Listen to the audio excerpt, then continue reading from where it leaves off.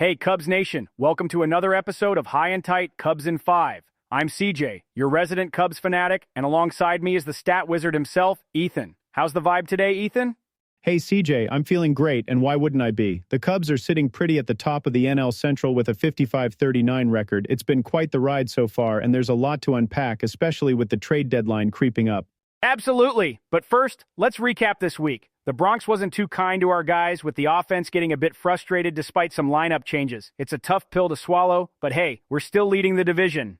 That's right. And speaking of division standings, we're just a game ahead of the Brewers, who are hot on our tails with a 54-40 record. The Cardinals are hanging around too, but we've got a nice cushion over them and the rest of the pack. Oh, those Cardinals. We've got some heated matchups with them coming up, and you know how those games can turn into nail-biters. It's the kind of series that can really set the tone for the second half of the season.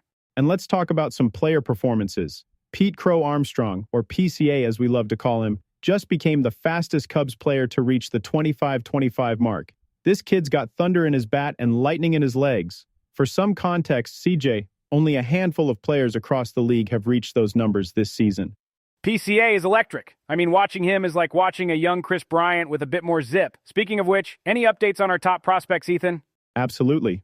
Our number 3 prospect, Rojas, went deep twice at High A this week. And let's not forget about the Futures game today at 4 p.m. ET, where we'll see some of our future stars in action. It's an exciting time for our farm system.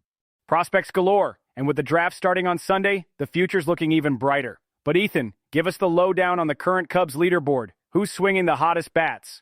On the offensive side, our top 5 batters are really showing up. We've got a couple guys with high batting averages and impressive hard-hit percentages. Our lead hitter is batting 3-on-20 with a baby P that's off the charts, and let's not overlook his 12% walk rate. That's discipline, CJ.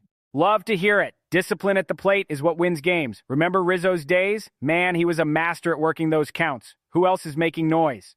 We've got a slugger in the lineup with 25 home runs already and a K% that's impressively low for a power hitter. It's no easy feat, and his hard-hit percentage is one of the best in the league. That's what I'm talking about. Power and poise, a lethal combo. How about the mound, Ethan? Who's dealing? On the pitching front, our ace is boasting a 2.45 ERA with a whip under 1.00. His strikeout rate is through the roof. We're talking 11K9. And our bullpen's been solid too, with a couple of guys maintaining low FIPs, keeping things steady in tight games. Pitching wins championships, right? This reminds me of the 2016 run, where every arm contributed. Speaking of which, we've got some decisions to make before the trade deadline. Ethan, who do you think the Cubs might be eyeing? Any areas we should be looking to bolster? Great question, CJ. With rookie Shaw still finding his way at third, we might want to seek some help there. Adding a veteran bat could provide depth and leadership. Also, a reliable middle reliever could be a game changer as we push towards October. Makes sense. And I bet the front office is weighing all options. But let's not get too ahead of ourselves. We've got the Cardinals up next. It's always a battle, and those games can get intense, especially with our history. Absolutely. And speaking of history, remember the benches clearing brawl after that Cards game a few years back? That's the kind of rivalry drama we live for. But this time, let's keep it to fireworks on the scoreboard, not the field. Ha ha, I remember that. It's what makes these matchups so thrilling. So Cubs fans, get ready for some heart-pounding action this week. And don't forget, it's all-star voting time. We've got a few Cubs deserving of your votes, especially with the performances they've put up.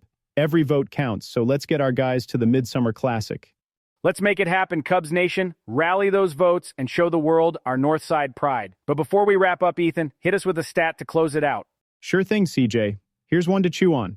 The Cubs have a .585 winning percentage, which is their best at this point in the season since 2016.